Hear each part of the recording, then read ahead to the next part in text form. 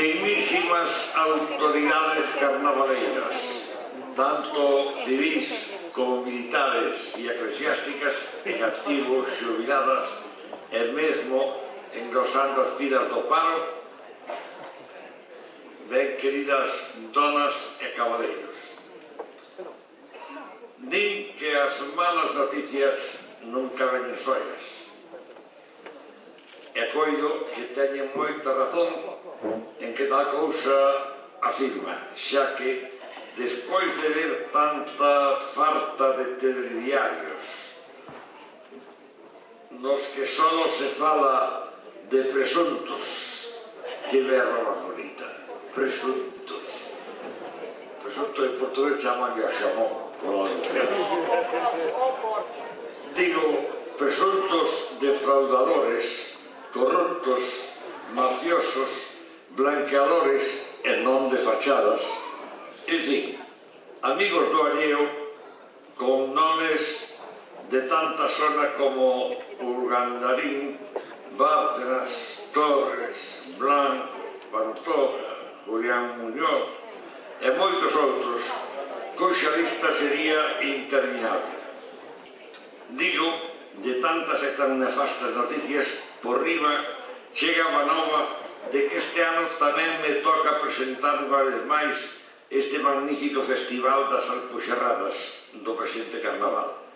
E non digo por min, que no fondo divirto-me arreo con estas tangalladas, senón por todos vostedes que como se tiveran vocación de masoquistas teñen que aguantar as miñas palmadas un ano sí e outro tamén. Como ben sabedes, teño por costume contar cada ano un anaquiño da historia do carnaval.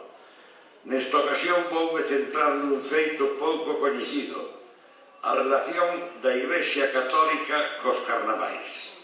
Pois ben, aínda que semelle que a xerarquía da Igrexa sempre se opuxo á celebración de dito acontecemento, non é exactamente así.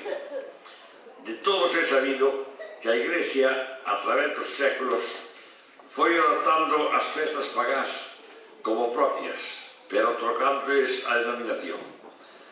Deste xeito, conservaba a devoción en cada data determinada e adaptaba os usos pagáns á súa conveniencia. Un dos casos máis recentes que moito recordamos foi a esperpéntica creación de San Xosé Obrero, que coincideu, vela aí que casualidade, co día 1 de maio, festa no traballo en todo o mundo occidental.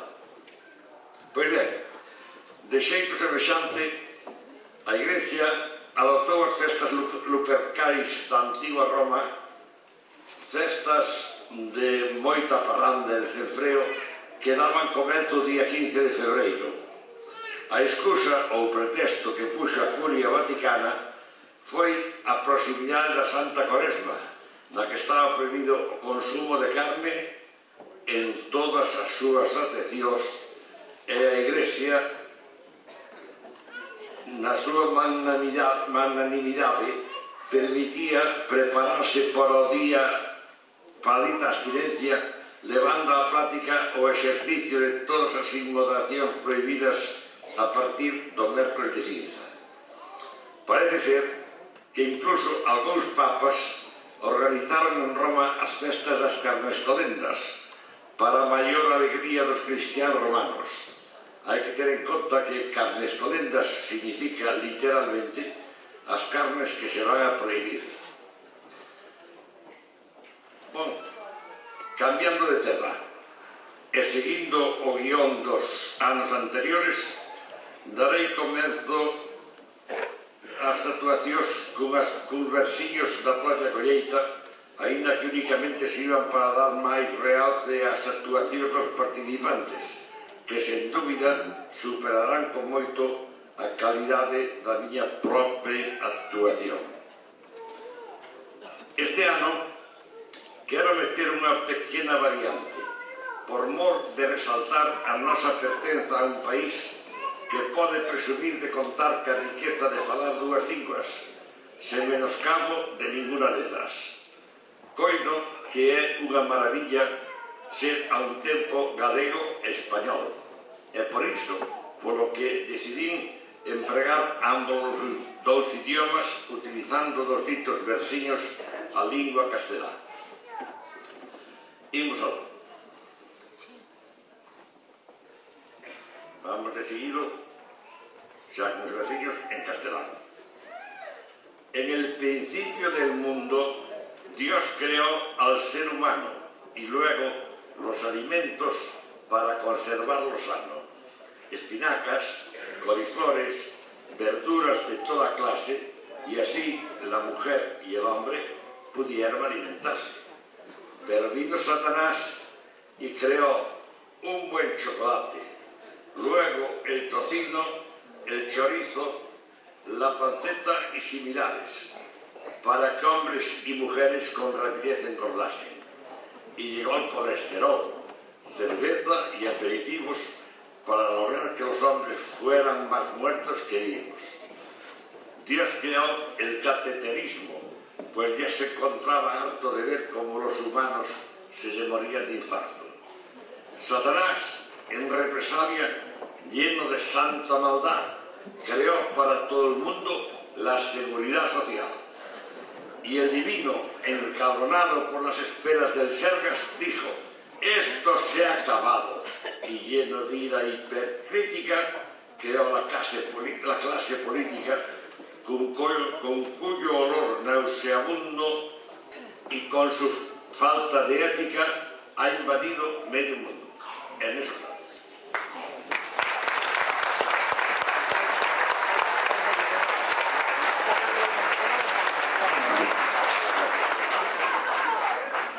El marido de la infanta Diyachalí, don Iñaki Urdangarín, a pesar de su abolengo, resultó ser un pitín.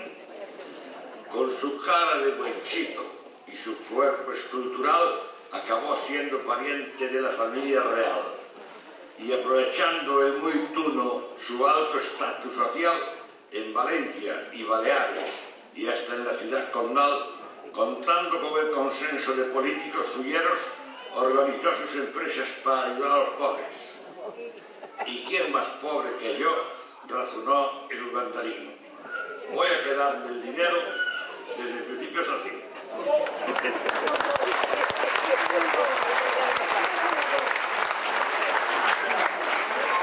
Y así se escribe la historia de quien nos dio un ampullazo, pues no quiso conformarse con dar un buen braguetazo. Con ser mucho, esto no es todo, pues se mofó del ducado de Palma y en un mensaje se firmó Duque empalmado. Mas, como siga el juicio, que no parece acabado, tendrá que firmar en breve como el fantasma embargado. El Hospital de la Costa redujo listas de espera por un procedimiento de puñalada trapera. Se cita a los esperantes para operarlos en Lugo, en la privada, por cierto. Y si no aceptan, mala suerte. Pasa otra vez a la cola y así lo tiene humillante, hasta que el pobre paciente, de tanta espera cansado, piensa mucho y de repente termina desesperado. O sea, fuera de espera. Cumpliendo con su deber, Bárcenas, el tesorero, atesoró en Suiza grandes sumas de dinero. Ahora dice que es mentira, un contubernio del mal contra él y su partido. Y vaya usted a saber, ¿será de la KGB o será de la Caja B? Bueno, para conocimiento, sobre todo de los más jóvenes, he de recordar que la KGB era, durante la Guerra Fría, una organización de espionaje rusa, semejante al FBI americano, a la que aludía frecuentemente Franco cuando hablaba del contubernio judeo-masónico internacional.